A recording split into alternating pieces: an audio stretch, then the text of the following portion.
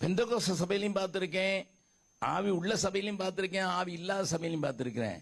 அக்கா அக்கா அக்கா அக்கா அக்கான வீட்டுக்கு போவான்.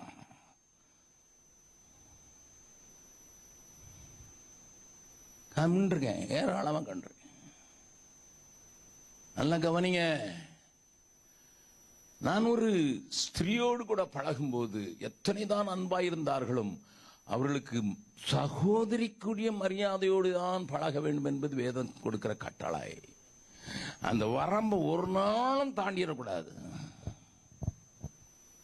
Do not. If you do that, you are doing one great damage to yourself. பரிசுத்தத்தை மேன்மை பாராட்டுகிற பரிசுத்த ஆவியை நமக்கு தந்தருளின தேவனை அசட்டை பண்ணுகிறோம், பரிசுத்த ஆவியை அசட்டை பண்ணுகிறோம்.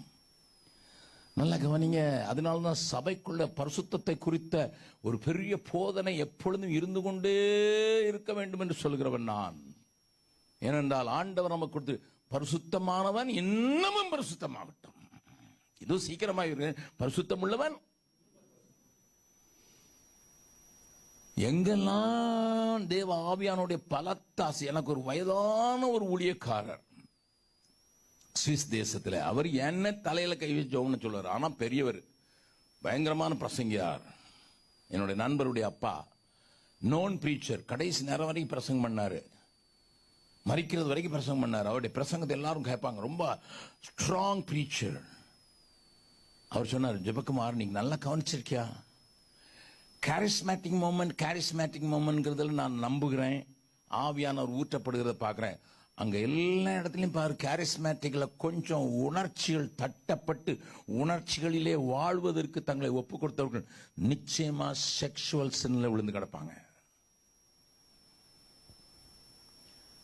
நீங்க நல்லா கவனிச்சு பாருங்க. சில பாடகர்கள் ஆட விடுறாங்க, ஆண்களையும் பெண்களையும் குத்தாட்டம் வரைக்கும் ஆட விட்டாங்க. I doubt it's not the right spirit. அது ரெண்டாவது. தேவ ஆவியானவர் அசைவாடுகிற இடத்துல கூட இந்த பரிசுத்த குலைச்சலை கொண்டு வருவதற்கு சத்துரு அழகா கிரியை செய்திருவான். அங்க நீங்க கேர்ஃபுல்லா இல்லைன்னா நீங்க பரிசுத்தத்தை அசட்டை பண்ணுகிறீர்கள் என்று அர்த்தம். ஏன் கூட போட்டோ எடுக்கிறதுக்கு இந்த நாளில் எல்லார் கையிலும் கேமரா, ஒரு செல்ஃபி, ஒரு போட்டோ.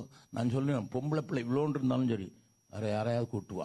பொம்பளை பிள்ளைங்களோட தனியாக போட்டோ எடுக்க மாட்டேன். ஆனாலும் சில திருட்டுத்தனமா எடுத்து போட்டோ ஷாப்பெல்லாம் பண்ணி என்னமோ பண்றாங்க. அது ரெண்டாவது. ஐ எம் கேர்ஃபுல்லா.